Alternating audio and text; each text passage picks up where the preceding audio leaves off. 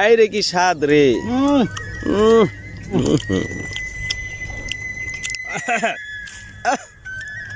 বাকল সহ খাইবেন। হ্যালো আসসালামু আলাইকুম, আমি আছি আশরাফুল হোসেন মোল্লা। তো আজকে আবার চলে যাচ্ছি আমাদের নাজুল ভাইয়ের কাছে। নাজুল ভাই আসছে, তো তার জন্য আম নিয়ে এসেছি একটা। আমটা দেখতে পাচ্ছেন ভিউয়ার্স, মরিচ দিছি, লবণ দিছি। তো আমরা যাচ্ছি নাজুল ভাইয়ের কাছে। নাজুল ভাই,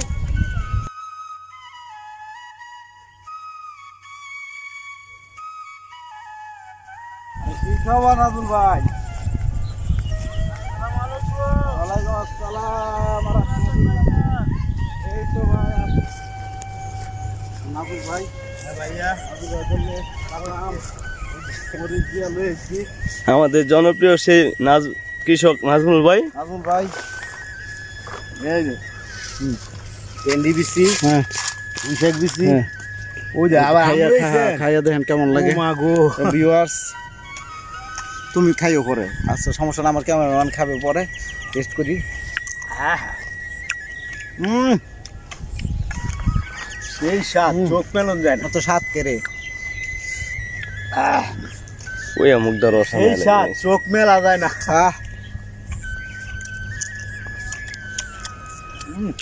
ক্যামেরাম্যানের তো রোজা নাই, তাই দিতে দেরি করতেছে কি লেগা? ক্যামেরাম্যানের মুখ দিয়ে রস ফলে ওরে দিবা নাকি? তুমি অল্প করে রাখো, বেশি টক আবার খাইতে পারো না।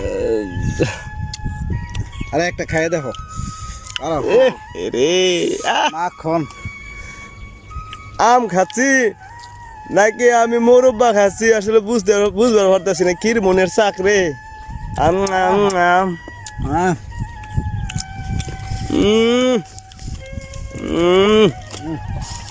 এটা কিন্তু আমাদের ঘর ইয়া সবর মুন্সি, আমাদের নাটকের অনেক স্বাদ কিন্তু। আহা, আম খাইবেন নাকি? দেখেন কেমন স্বাদ, দারুণ স্বাদ। বাড়ির গিয়ে খালি আজকে আম আম করন লাগবে। আম সেই স্বাদ।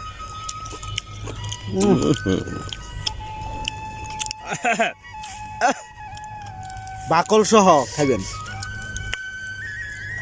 আমি মোট কম নিছি। আর দাদা পাগল হয়েছ কে মিয়া? কি খাওয়াইলাম মিয়া এইসব? তো মন চাইতেছে খালি খাইতেই থাকি। মানে 3 টাইম ভাত না খাই আমাকে আমি খাওয়ার দরকার। স্বাদ তোমাকে অতুলনীয়। আরেকটা বড় আম আছে, ভর্তা করতে। বা বা বা, কি টেস্টি রে। হয়েছে আমার ভিউয়ার্সরা আবার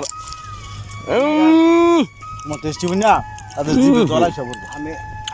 আপনারা আবার নজর লাগায়েন না আমরা সাইডে লাই ভিউয়ার্স, আবার নজর লাগায়েন না, তাহলে আবার পেট ব্যথা করবো। মনে চাইলে আপনারা খাইতে পারেন দেখা দেখি। আপনি কাছে রান, আপনিও খায়েন, আমারও খায়েন। আমি কিন্তু এত চুক্কা খাইতে পারি না। মজা খান।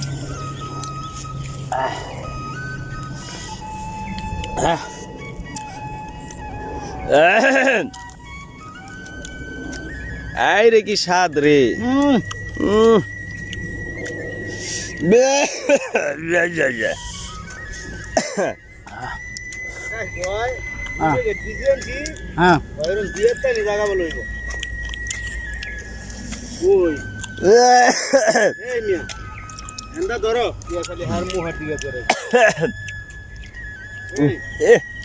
গাছ থেকে পারা মরিচ, একদম গাছ পাকনা মরিচ, খাইতে যে কি স্বাদ।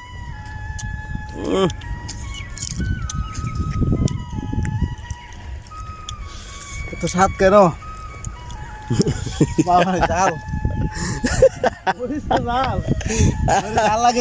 আরে ভাই, তুমি কি কি ডিস্টার্ব করবা নাকি?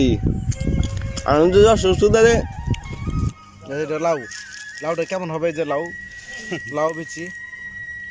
এটা কি লাউ বলে? এটা মান ঘোষিত। এটা এটা সাদা লাউ। বাড়ি এক বাড়ি এক মান ঘোষিত বীজ। হ্যাঁ। এই যে লাউ যে আপনারা খান, এই যে এরকম বীজ, এই বীজগুলো ওই জমিতে রোপণ করতে হয়।